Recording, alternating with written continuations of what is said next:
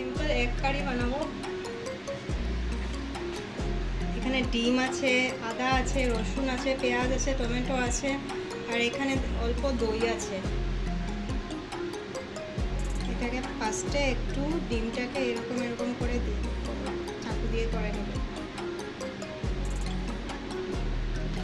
এটাতে সরষের তেল লাগবে।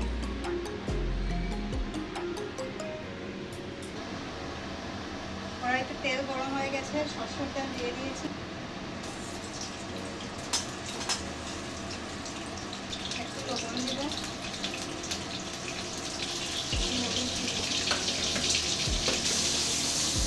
একটু ভাজা ভাজা হবে। ভাজা হয়ে গেছে, আমরা উঠিয়ে নিচ্ছি। পেঁয়াজটা দিয়ে দিব, ভাজা হবে অল্প।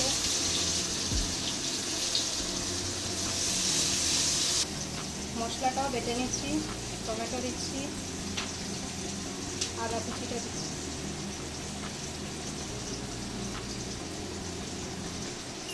ঝাল করে মরিচ খায় না, তো আমি অ্যাড করি নাই মরিচ।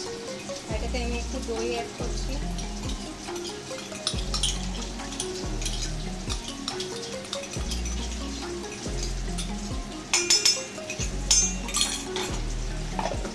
পেস্টটা হয়ে গেছে, এখন আমরা পেস্টটা এটাতে দিয়ে দেবো।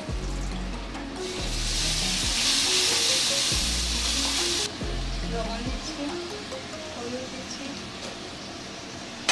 একটা সরাতে তো পার, একটু টমেটো সস দিচ্ছি। চামচ মতো দিলেই হবে। এখন একটু ক্রাস্ট করে রসুনটা দিচ্ছি। এখন আমরা ডিমটা অ্যাড করে দিচ্ছি। লাস্টে নামানোর আগে এটাতে অল্প গরম মশলা অ্যাড করবো। গরম মশলাটা অ্যাড করে একটু 1 ওয়াটার তেল দেবো।